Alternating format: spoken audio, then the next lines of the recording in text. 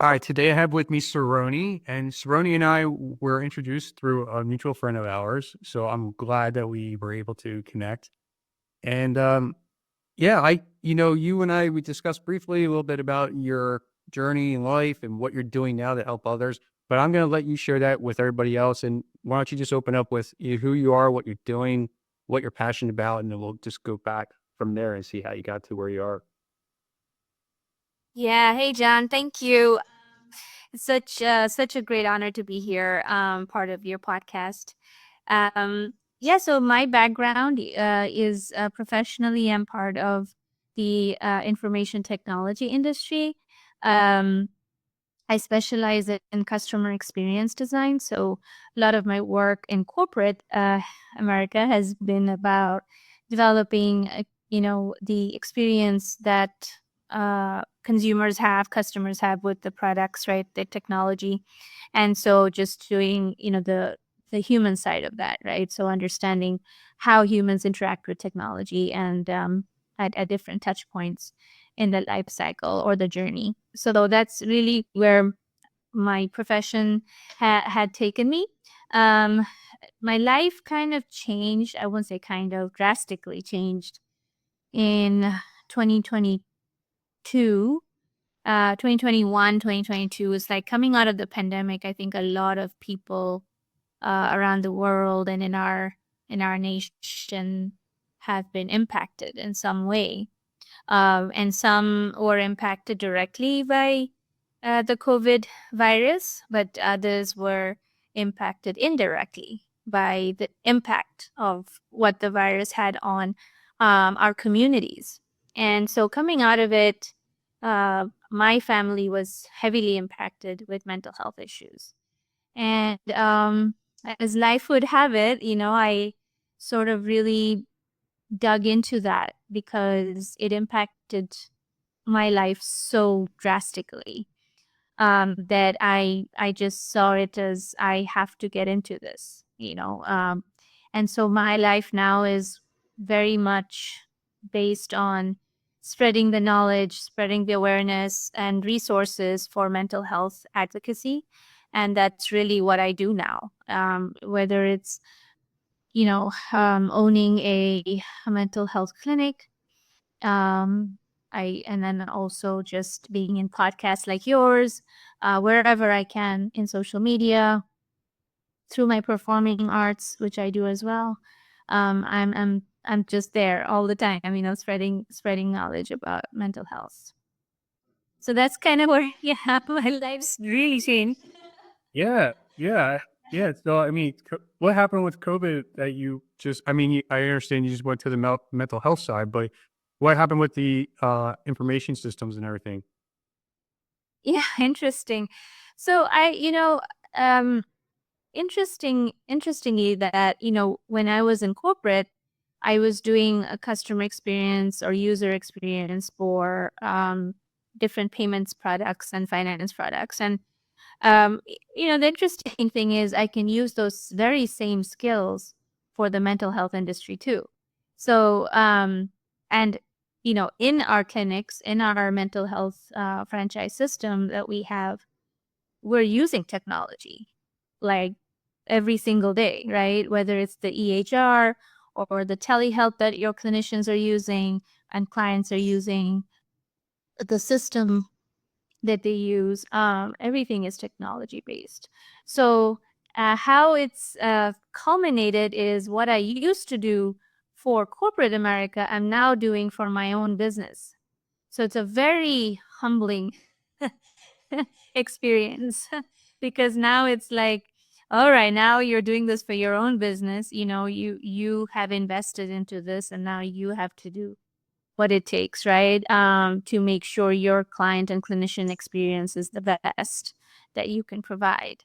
Um, and so, yeah, coming out of the pandemic, was I was at a job. I got laid off last year.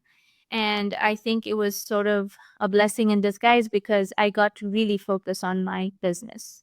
And I'm still focused on my business. Um, yeah, so that's really, I'm still using all my skills, but this it's in a different capacity. you know. Yeah. Yeah. So you had the job after COVID, and you just recently got laid off, as you mentioned, and now. Yeah. Yeah. So you were doing two things at once with the Yes, for a little bit I was doing two things at once. I was very conflicted. uh, yeah, I was very conflicted. But when I decided to do this mental health clinic, it was right after the pandemic. So the thing that I would say that really impacted my family was my sister, who coming out of the pandemic 2021 summer, she attempted suicide, and that was the first time ever she did that. And my son came out with depression and self-harm and things like that. So it was a very trying time and very eye-opening, because we got to see, learn so much. um, the biggest thing that we learned out of this experience is that how when you don't have the knowledge, it's so hard to do anything about it, you know. And so in my family, um there's very clear example of when you do get help early, intervene early, get an early diagnosis, you can be saved.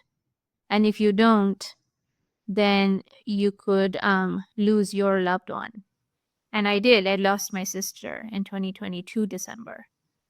So she gave us her life for 16 months.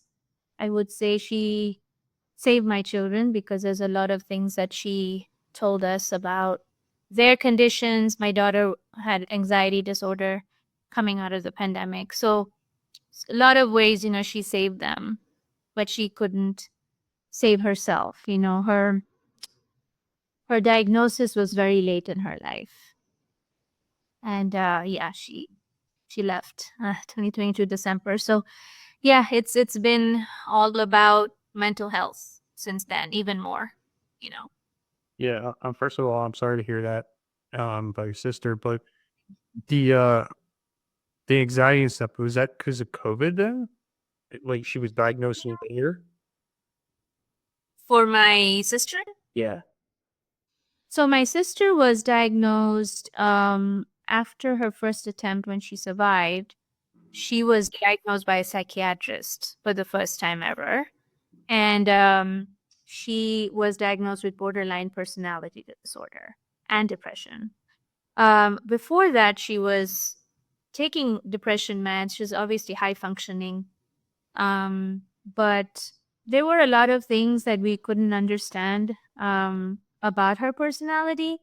But as she grew older, it became even more, questions in our mind. But anyway, you don't, family is family, right? You don't really. But when the pandemic happened and isolation happened, and all of those pressures, I think that's when a lot of people spiraled, people who did have depression. Or um so one of the biggest lessons that I've learned is, when you think you have some problem, it's not like she was ignoring it and she was going for therapy and so on. But when it's not working, when you're still feeling the same, like, that's a red flag to say, okay, you need to change your provider, maybe go for a psychological evaluation, maybe go for a psychiatric evaluation. You have to keep digging in to find out what is going on. It's not okay to just say, this is just how it is. Because, like it happened in her case, it was borderline. Borderline personality disorder doesn't just magically go away. I mean, you have to treat it. So the earlier, if we had known, she would have at least treated it much earlier, and she may have survived. So it's just like any other disease. If you don't diagnose and treat, it gets worse. It doesn't get better. It doesn't go away. So Yeah. Yeah. And you shared how she said she was kind of like sharing with others before she passed of what she was dealing with. Is that, did I understand that correctly? she did. Yes, she did. In fact, it opened her eyes so much because she finally understood her illness, and a lot of questions were answered in her head. And so she was very vocal about it. And with my kids, she caught on right away to many of the symptoms, and she said, yeah, that's a problem, this is why, and we should go and see a psychiatrist and so on. So she not only learned from her experience, and she would share it with everybody who would listen and try to explain it to people, because depression has such a misconception, you know. There's so many myths around that, like depression doesn't mean you're sad, you know. You could be the happiest person, uh, funniest person, most loving person, most highly active person, and you could still be suffering from depression, because it's a medical problem, it's a clinical problem, right? And so people who would say to her, well, do what makes you happy, like find those things that make you happy. And she would be explaining it to them, like she would say things like, okay, think of the most painful part of your life, like when is the most, maybe when your heart was broken, or when you lost somebody. And then she would say, then think of that feeling times 1,000 every single day for no reason. And then they would be stumped. People would be like, okay. um so there's a difference, obviously, between mental illness and mental health issues. Mental illness also is called mental health conditions. That could be a personality disorder. It could be an actual, illness like depression or bipolar, or, those kind of things. And then there's also just mental health issues, or mental health, which is, keeping your mind at a healthy state, which may not need medication, or that kind of specific type of therapy that's for an illness. So it's very important to understand the difference. So I suffered from something called compassion fatigue. I didn't even know what that was. But when I was dealing with all of this with my kids and my sister, and I used to see a therapist because I wanted to make sure I was dealing with everything in me in the right way so I could be there for my family. And so I remember talking to him, my therapist, saying, my nurse practitioner had prescribed me anxiety meds, and I took it for a day or two, and I was like, this doesn't feel right. And he said to me, yeah, you don't have anxiety. You have something called compassion fatigue. And that is for people, not just family members, but people who work in the healthcare industry, whether it's physicians or therapists or, healthcare workers. They do suffer from compassion fatigue because you don't realize why you feel a certain way, but it's because you're always there trying to help somebody else, right? Through a crisis situation or a trauma situation. So there's home remedies for that. There's, professional help, getting therapy for that. So yeah, it's, mental health is so critically important, not something to be ignored, just like a physical ailment. Yeah, you're absolutely right. And real quick, I shout out another podcast not too long ago, and this woman was talking about sex trafficking and not only what it does to the people that are actually involved in sex trafficking um, victims, but the people that are helping. Yeah. They're around all that, and I never even thought of it. It's a whole different thing that I never even thought of. And so she explained it, and it makes sense, and what you're sharing, it kind of aligns with it. You don't think about all this stuff. Your compassion fatigue. I never heard of that before, Yeah, I hadn't either, but I was so happy there was a name for it.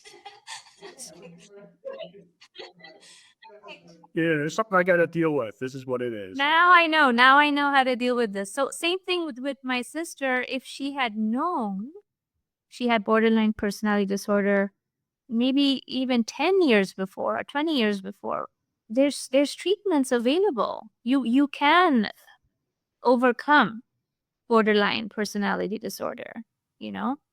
Um, but I think at the stage she was at, there's just so many loopholes in the system, so many things that we need to fix, in our mental health system, that it doesn't really help mental health patients, especially those that have attempted suicide. It's unfortunate. It's really unfortunate. But there's not enough regulations. There's not enough follow through, um, especially when they're adults. There's not enough family intervention. There's a lot of things that is missing in our systems, in our healthcare system. Yeah. Do you know or believe that maybe your sister didn't feel like she could reach out to even like you guys as a family and think there's something wrong with herself? Yeah, good question. So, before her diagnosis, right? Um, she did, we knew that she was going for therapy and she was taking depression meds. We knew that. But did she get into a whole lot of conversation about it? No. And she told us later, like, after her diagnosis, she said, I just didn't think people would understand. Because I always had suicidal thoughts, but I just never voiced it, because I didn't think anybody would understand. And so yeah, our conversations were not at all about what she was feeling in that way. It was always about, hey, jobs and finding a partner and the things that we think are important. Like, but it's really about your own health and happiness, right? And your mental health. And no, we didn't have those conversations. So when my son was showing signs, I was clueless, completely clueless. I was like, we must be the worst parents. What did we do? And a lot of parents do go through that. They don't realize. Um, and so we had to educate ourselves. We had to have an open mind. Um, you know, learn. Oh my gosh, the amount of reading I did. How do I talk to my sister? What do I say? How do I talk to my son?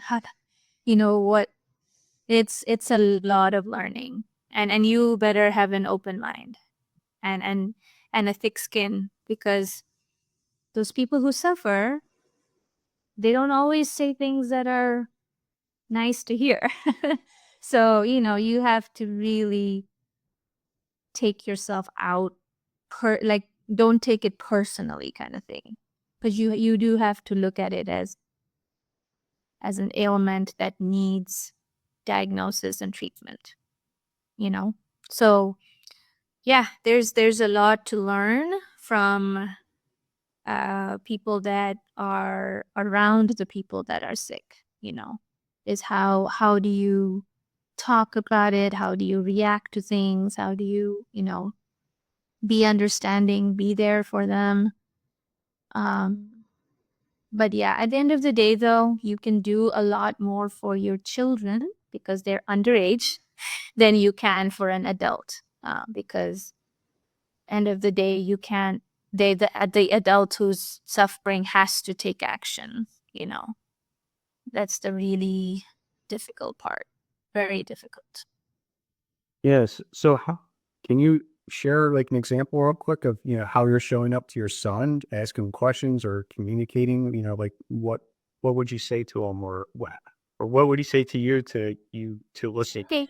Well, yeah, there was many conversations about, when he would come out with, first it was all about blaming, then it was all about guilt. He would feel guilty.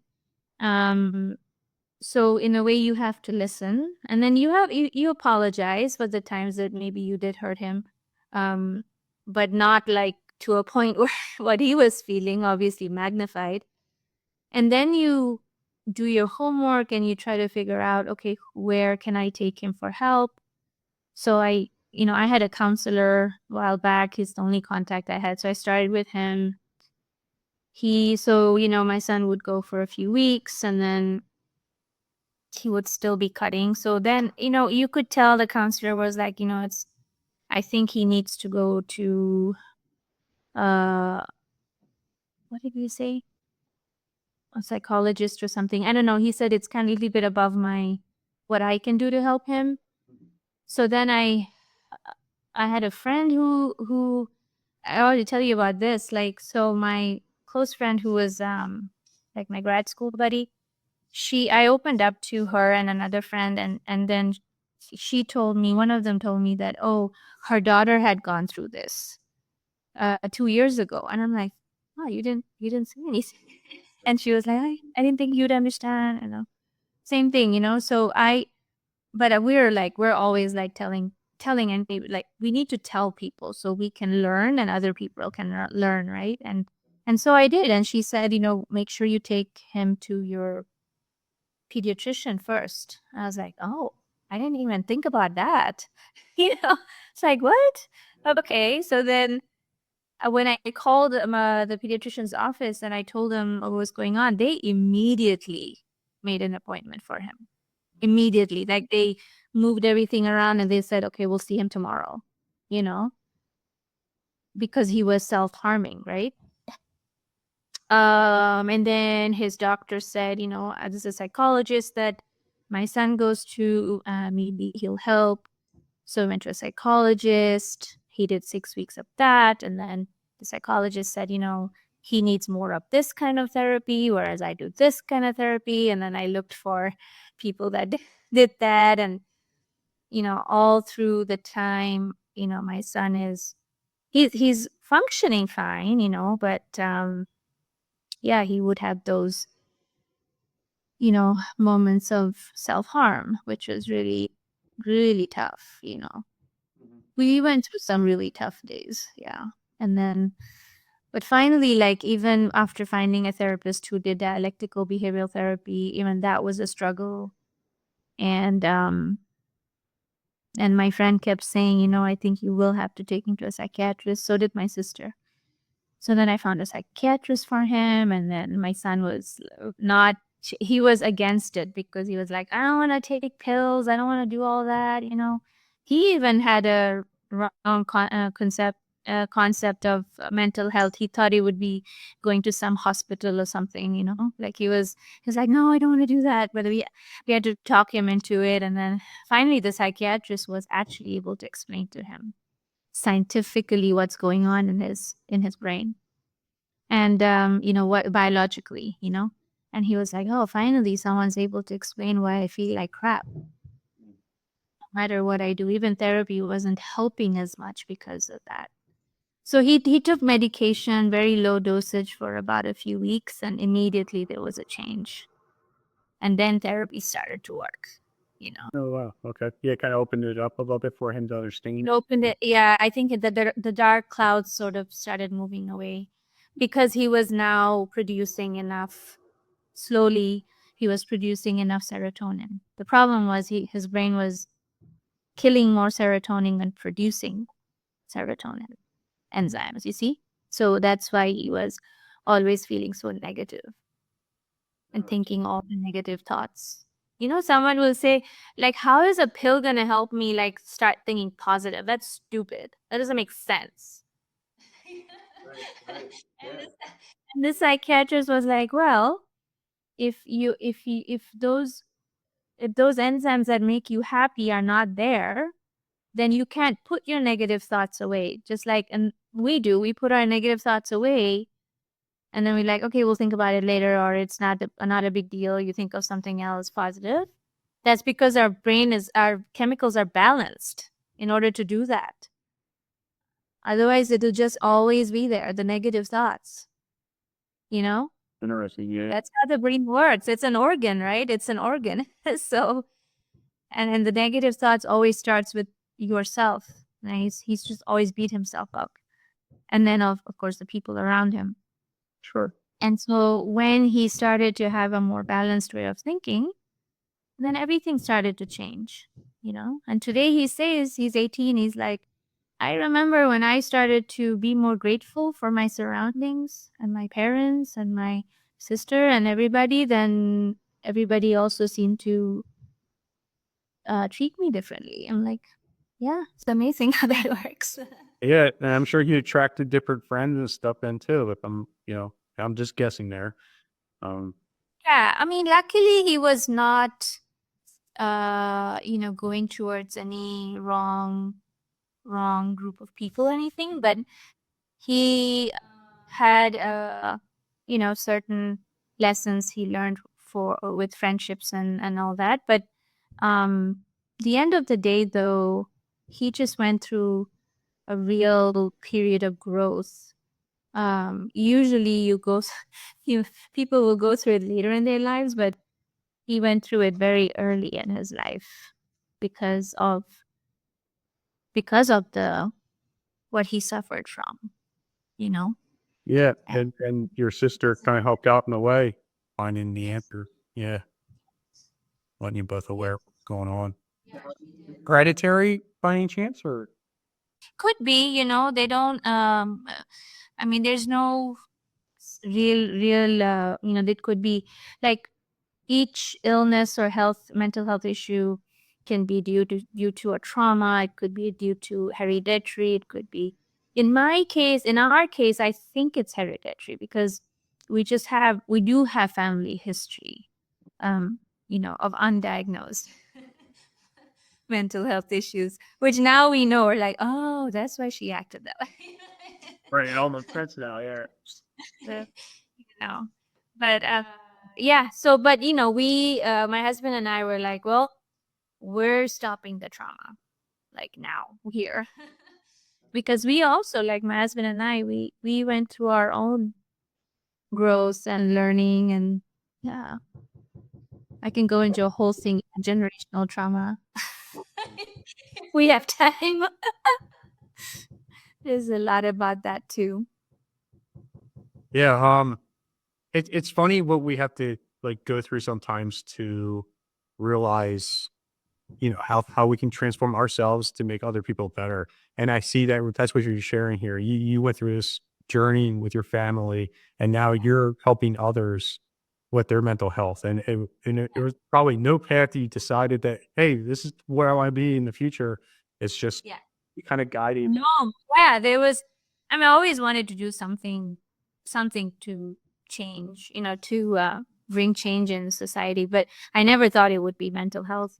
But I think when you go through something and you've experienced grief in that way, you either stay in that grief and be sad and bitter all your life, or you convert it into a purpose that's larger than life. And I think that's what's helped me move forward and move on, is that if I could save a life, then that would mean a lot, for my sister's memory and her life, you know. And so that's what I've made into my purpose. I love it. Yeah, It's not easy. It's not easy. it never is, right? But I'm sure there's like that love inside of you that can help others. And yeah, I know you said passion and everything, and that's all you need. And purpose, just keep going forward with it. So I mean, um, if somebody was to reach out to you to try to ask for help, or they know somebody else that might need help, how does somebody connect with you and learn of your services and how else? Sure. I think the best way to reach out to me is through my LinkedIn. If they look for Saroni Kundu, but I also have a website, saronikundu.com. Very simple. So they can reach me through that. Yeah. And I have my email listed there as well. So yeah, happy to help in any way I can. And it's for anybody that has any kind of mental health issue, or is Yeah, mental health issue, or they have a family or a friend or just a question. Um, you know, I can I'm not like, as you know, I'm not a clinical person myself, but I can at least point them in the right direction and get them some resources. That's great. That's awesome. Yeah. Um, I have one quick question I gotta ask you because I ask everybody else. What are 3 key things you've learned and used along your journey? 3 key things I've learned. Yeah. I think number 1 is don't ignore your mental health. Don't think it'll just go away. If something is not feeling right, you have to do something about it. Get professional help. I think that's number 1. I've learned that. Number 2 is I've also learned to prioritize myself. So I have to make sure that I'm giving myself priority and time, and my emotions time. My you know self-care is what people use that word a lot these days. Self-care doesn't mean you go for a manicure pedicure. That's yes, you can, but really self-care is, do you have the right boundaries? Are you setting yourself as a priority, your mental health as priority? Are you weeding away those elements in your life that are not giving you mental health peace? That's so important to do if you want to live a meaningful life. That's number 2.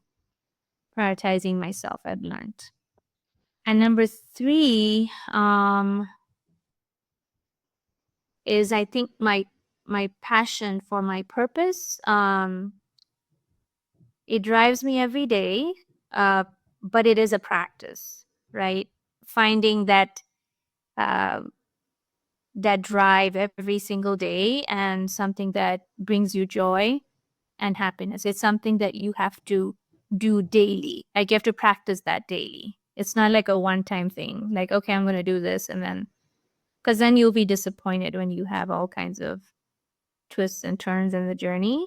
So you have, like, every day you have to find the joy in the process, in the journey of getting to where you want to get to.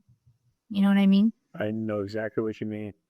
Well, yeah, and yes, the reason why I do know that is because I have this podcast and I go, why did I start? And that's what you have to remember. You start, with your family going through mental health problems, and that's why you keep showing up, because now you can help other people, and I started this so I can hear other people's journeys and how they went through life, and they're helping other people now. And that's exactly what you're doing. So that's why I keep doing what I'm doing. So Yeah. we already know why you keep doing what you're doing. So it's great. Yeah, it's a daily practice. And it really helped me is when I actually wrote it down. Wrote it down, and I said, this is my aim in life, and what I'm doing. And I'm not kidding. So in your audiences, I read it twice a day. I read it out loud. Yeah. You know, Before, but now I'm always reading it out loud. Larry, Twice a day. you're gonna make me do it now. Yeah, do it. Whatever. Maybe you have some sort of practice like a meditation, or like I do my chanting and in Buddhism. And so I'm a practicing Buddhist. So as part of that, I read out my purpose every single day. And it just gives me that that boost and that courage, like, yes, this is what I want to do. And yeah, if I don't, for some reason I miss it, then I really do feel like, oh, I need to go do that thing, Yeah. It's Yeah, and I know exactly what you mean there, because I do what I'm grateful for and everything every day. So that'd be a good fit somewhere in there. But if I forget to do something like that in the morning, you feel like your whole day's off. It's just one of those things. So yeah, I know what you mean. Even though like hey, I'm good, but you still you make it a habit, and then you stop it. make it. Yeah, yeah. And I believe in this, not everybody, you're putting the vibrations out of the universe. You really are. Like, if you're voicing something, you're putting it out there. Like, yeah, this is my purpose. This is my aim. This is what I want to do. And you telling yourself that you're not going to give up. You're going to keep going. every single day. Awesome. Awesome. I appreciate you coming on, Saroni, and sharing everything that you just shared about your journey with, your sister and your son and, what you're doing to help others. So thank you. Thank you very much. Thank you for the opportunity. You're welcome.